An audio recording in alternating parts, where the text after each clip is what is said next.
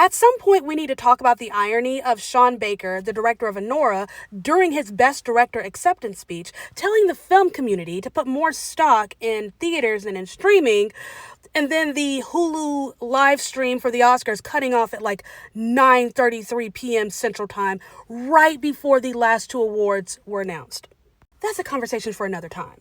The Oscars last night were so fascinating. The ceremony itself was very boring, but the awards given, very full circle, a lot of cultural defining moments, history was made.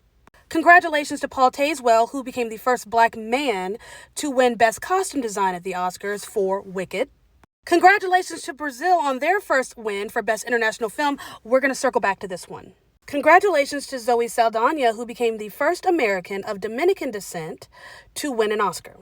So this is where we started before the ceremony. Amelia Perez in the lead with 13 nominations. Real talk, it was only a lock for 3. It only won 2. Circling back to this one, thank the Lord, I screamed because Amelia Perez was a lock for Best International Feature. Nope, they only won Best Original Song, Best Supporting Actress. Best International Feature went to Brazil's I'm Still Here. Justice. Sweet justice. And then you have The Brutalist coming in with 10 nominations. They only won 3. For the last, 3 or 4 months, they've been telling us that The Brutalist was the film to be. This is the movie of the year. This is 2024's version of Oppenheimer. An epic, if you will. Didn't get a theater run until January. I see it, and I'm like, okay, this was kind of just, It's stylish. It's gorgeous. Pretty to look at. Great score. And that's what it won for. It won, Best Actor for Adrian Brody, cinematography, original score, and that was it. Style over substance is basically how that played out. Films that were shut out, they didn't win anything. A Complete Unknown, Nosferatu, Sing Sing, The Wild Robot, The Apprentice, and Nickel Boys.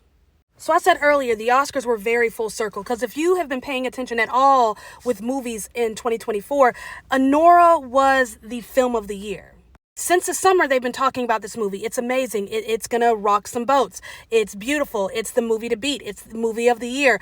And then we get to award season, and it's getting nominations, but no love at all until the very last minute. They win Best Picture at the Critics' Choice Awards. He gets the DGA Award. They get the PGA Award. Mikey Madison wins at the BAFTA. And it's like, okay, there's momentum here. And then we get to the Oscars, and they almost sweep.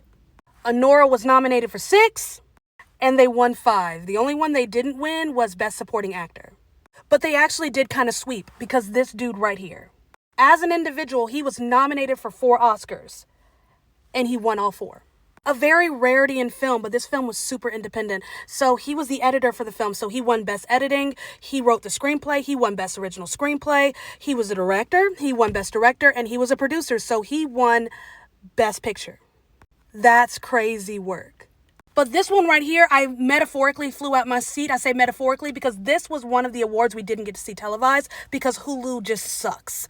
But holy crap. What a shock. I've been saying it all year. And y'all been like, nope, Demi Moore's going to get it. Demi Moore's. This was my pick. She was always my pick. She deserved it. She did it. She did it. 25 years old. Congratulations, my girl. But as much as I loved Anora, and I'm glad it won Best Picture, I'm glad Mikey Madison won Best Actress, Dune Part 2 was Movie of the Year. Its downfall was its release date. The movie released, I want to say March 1st, if I remember correctly. I saw an early access screening in February. Had they not released the movie so early, had they just waited until the fall to release the movie, I think there would have been more momentum going into awards season. That's why Wicked was nominated the way it was. Yes, it deserved it, but there was just so much momentum after that movie released. By the time we get to, nominations and whatnot, we're still talking about Wicked. Wicked is still trending on social media. Like, you can't escape it. I mean, the campaign just kind of ran itself. I can finally breathe. Like, this was a very stressful awards season.